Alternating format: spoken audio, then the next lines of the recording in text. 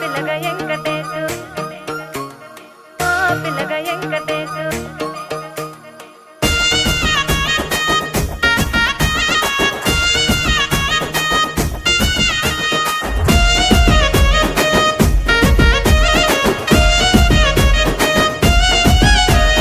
సిద్ధిరాల మనసు నాది చిన్నగా పోతుంటావో చూడక పోతుంటావో ఇంట్లో చిన్నదాన్ని నేను సిద్ధిరాల